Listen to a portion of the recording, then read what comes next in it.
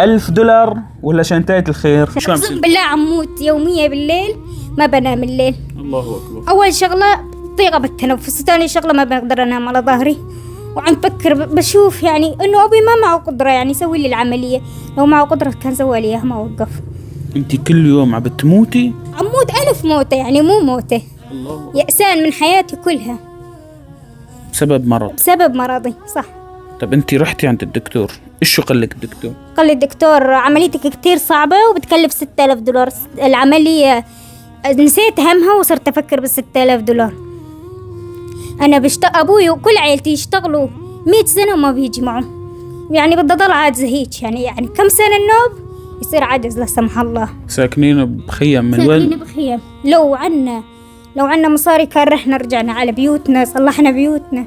حلم حياتي اقسم بالله، حلم حياتي بس افوت على غرفة العمليات بس. الله. بس حلم حياتي غرفة العمليات. عم فكر يعني اكثر المرات عم بحلم بيها، اقسم بالله مرة حلمت بيها حلم انه فايت على غرفة العمليات.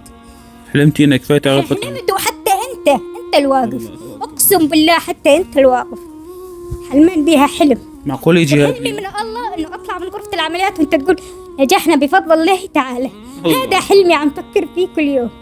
طبعا ما قطعت الامل بس حلمك دخلك على غرفة العمليات. انت أنا تطلع وتقول واطلع قول نجحنا بفضل الله. الله أكبر. ليش عم تبكي؟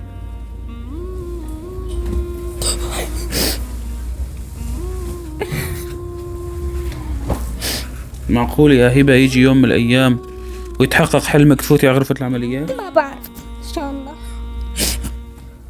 بتكفل في عمليتك بشكل كامل.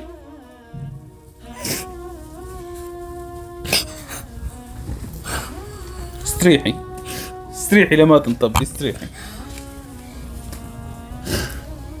شبك يوفقك الله يوفقك. اقسم بالله شلت هم كثير اقسم بالله.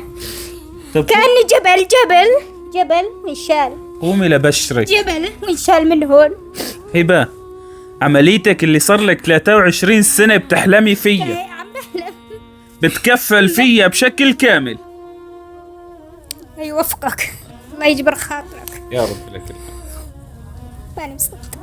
ماني مصدقة. ليش؟ لأنه كنت قاطع الأمل، لأنه أبوي ما كان عنده هالمبلغ أول شيء. ثاني شيء ما كنت متوقع إنه حدا هيك يتكفل لي. مهلق يعني جبل، شلون إذا جبل وعلى القلب شال. الله أكبر. برجع بقول لك يا هبة، ضمن حملة الجنف اللي أطلقناها لعلاج المرضى اللي مثلك نتكفل في عمليتك بشكل كامل.